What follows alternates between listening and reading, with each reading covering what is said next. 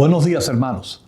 Que la paz, la gracia y la misericordia de nuestro Padre Celestial y de su Hijo Jesucristo esté con ustedes en esta mañana del domingo 28 de noviembre del año 2021. El mensaje de hoy está basado en el libro de Filipenses, en su capítulo 2 y los versículos del 12 al 13, y lo he llamado la ocupación del ser humano. El apóstol Pablo nos da un mensaje maravilloso en este pasaje. Nos dice que Dios produce en nosotros tanto el querer como el hacer. Cuando Dios por su voluntad produce estas dos cosas, querer y hacer, implica que haremos las cosas sin murmurar y sin contender. Esto hará de nosotros seres irreprensibles y a la vez sencillos, sin manchas, para presentarnos delante del Señor. Esta generación que vive en este momento el mundo, dice la palabra que es una generación que es maligna y perversa. Si nosotros podemos hacer el hacer y el querer como la voluntad de nuestro Señor en nuestras vidas, entonces seremos como luminares que van a resplandecer en el mundo. Hay personas que entienden que el apóstol Pablo fue una nueva criatura en su camino a Damasco. Cayó al piso y reconoció al Señor como su Salvador posteriormente. Sin embargo, son personas que en su nivel legalista siguen pensando que las personas que están a su lado les cuesta mucha dificultad ser una nueva criatura. Entienden de que el proceso de ser nueva criatura implica que uno debe atenerse a las leyes y no a la gracia, al estado de gracia del Señor. Por eso Pablo nos habla profundamente de cómo debe ser la ocupación del ser humano. Vamos a orar a nuestro Padre Celestial antes de entrar en el mensaje de hoy. Te alabamos, Señor, porque eres bueno, porque tu misericordia es para siempre, Señor. Porque has hecho los cielos, la tierra, el agua, las lumbreras. Te alabamos, Señor, por tu mano fuerte y tu brazo extendido para con nosotros. Damos gracias a tu nombre, Señor, porque para siempre es tu misericordia. Oramos en el nombre poderoso de Jesús. Amén, amén y amén. El pasaje de hoy de Filipenses capítulo 2 y los versículos 2 y 13 nos dice lo siguiente. Por tanto, amados míos, como siempre habéis obedecido, no como en mi presencia solamente, sino mucho más ahora en mi ausencia. Ocupaos, y repito, ocupaos en vuestra salvación, con temor y temblor, porque Dios es el que produce en vosotros, así el querer como el hacer, por su buena voluntad. Eso es palabra del Señor. No sé si en alguna ocasión perteneció a algún tipo de movimiento en donde se producían gritos de lucha como lo siguiente: en la unión está la fuerza, o la de un pueblo unido jamás será vencido. Podemos escuchar decenas de mensajes de lo que debería ser un grupo unido. Podemos estar de acuerdo con sus principios, participar de ellos, implementarlos en nuestras vidas, llevarlos a cabo y en la gran mayoría de las ocasiones volver la vista hacia el camino recorrido y ver que todo se ha derrumbado. Nuestros gritos de batallas y de cambios se mueven tan rápidos como cambiamos las medias día a día. El enfoque de la unidad depende de que yo salga bien.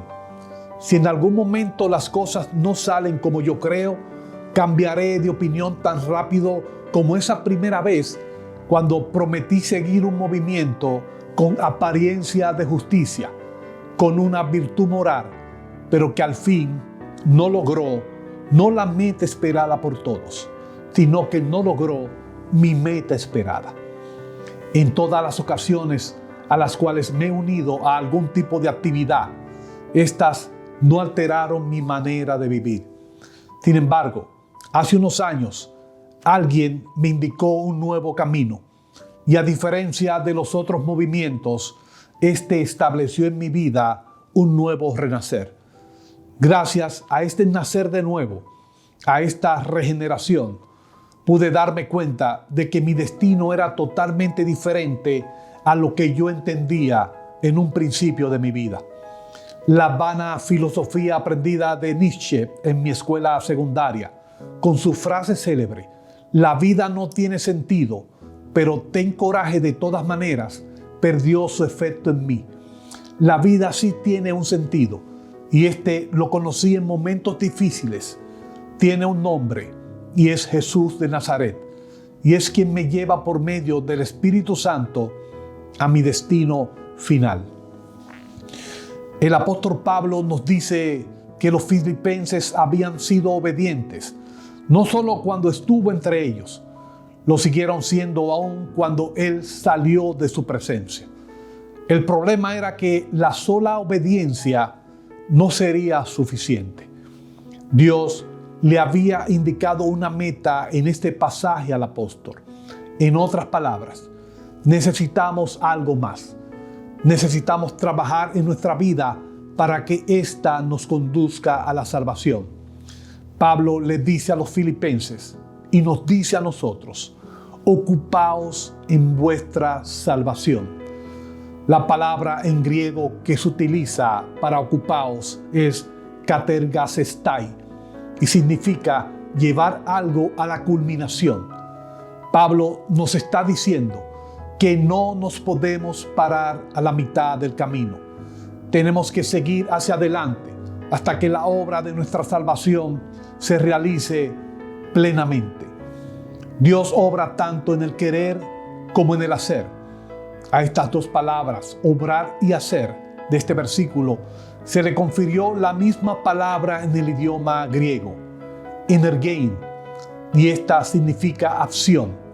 Por eso, cuando Dios obra, significa la acción de Dios.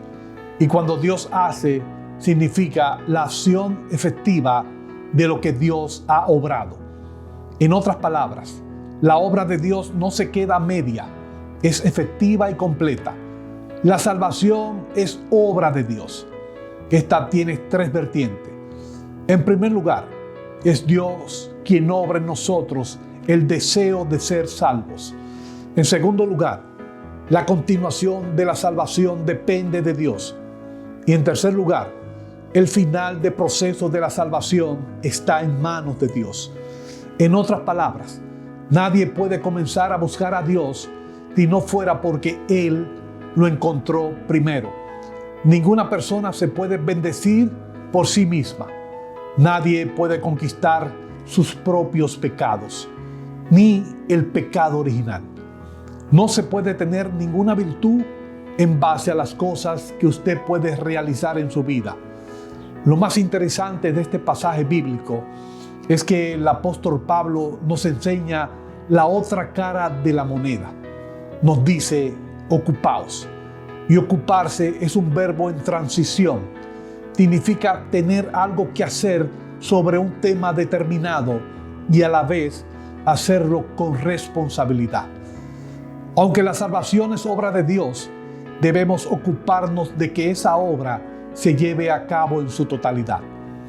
El permanecer en Cristo, el confiar en su palabra, el mantener sus mandamientos, son todos obras del Espíritu Santo. El no escuchar esa voz de Dios en su espíritu nos llevará al camino incorrecto. Si usted no se ocupa, hasta Dios es incapaz de realizar el propósito en su vida. El estado de la gracia de Dios implica la elección de su pueblo. Lo explico de la siguiente forma. Yo pudiera en mi oficina recetar un medicamento a un paciente y le puedo indicar que lo tome 2 veces al día. Pero el paciente lo toma una vez y en ocasiones ni siquiera lo toma. Si esta persona rechaza el tratamiento de la manera correcta indicado, la meta de ser curado sería imposible y no tendría posibilidad de salir de su enfermedad. Termino con lo siguiente. Nadie, y repito, nadie puede recibir la salvación a menos que responda al ofrecimiento de Dios. No puede haber salvación aparte de Dios, pero lo que Dios ofrece al ser humano lo tiene que recibir. Dios nunca retendrá la salvación, es el ser humano quien se aparta de ella. Al principio mencioné el nombre de Friedrich Nietzsche, un filósofo alemán del siglo XIX. Él pensaba que la decadencia de la civilización de Occidente se debía a la implementación de la figura siniestra del cristianismo en la sociedad. Él afirmaba que las virtudes cristianas de amabilidad, mansedumbre, de bondad, lo único que habían logrado era echar a perder el verdadero propósito de la raza humana. El mensaje cristiano socavaba, decía él, la voluntad del poder. Para él, la vida era una lucha por el poder, buscando el dominio sobre los demás. Para él, la vida no tiene sentido y vivimos en un estado continuo de contradicción. La vida tiene el sentido que usted le da, decía. Afirmaba que cada persona era un conquistador de su propio mundo. Y esto es probable que sea posible para muchos. Y aclaro, para aquellos que no conocen la verdadera verdad de nuestro destino final. Estos podrán entender que la meta final es esta tierra muriendo con una gran sonrisa de no haber creído ni en sus propios ideales y en su dialéctica incoherente. En mi carácter personal, he sabido estar en la posición de conquistador, pero a la vez he sentido caer el vacío sobre mí y moldear el polvo de la ignorancia. Salir ganadores en las vueltas que el mundo nos brinda, no tengo duda que aumenta el ego de las personas. Sin embargo, la gran paradoja de la vida en estos casos es la siguiente, como nos dice el libro de Marcos, capítulo 8 y su versículo 36. ¿De qué le sirve al hombre ganar el mundo entero si pierde la vida? Vivimos, pero estamos muertos desde el punto de vista espiritual. Aun cuando Dios nos da una vida como seres humanos, lo cierto es que la única manera en la cual podremos tener la salvación y vida eterna es cuando nacemos de nuevo. Y es la única manera que usted puede nacer de nuevo cuando el Espíritu Santo de Dios regenera su vida de manera tal que se sentirá seguro bajo las sombras de sus alas, tomados de la mano diestra de Dios, bajo la esperanza que es Cristo Jesús. Que el Señor los continúe bendiciendo, hermanos. De cada montaña viene salvación.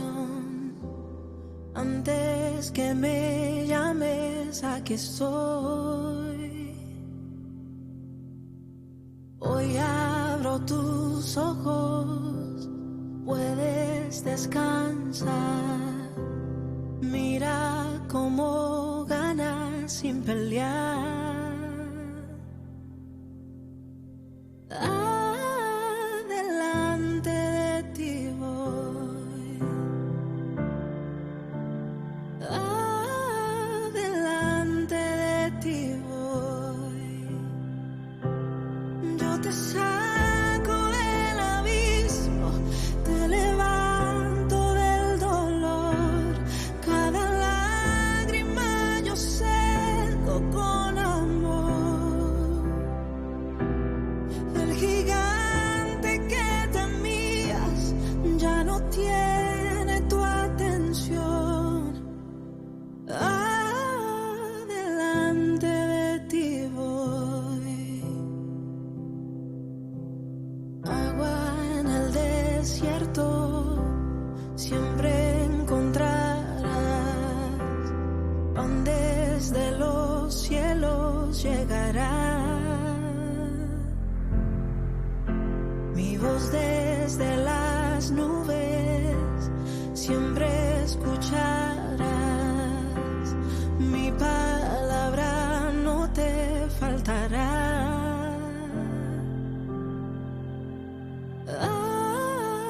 Adelante de ti voy.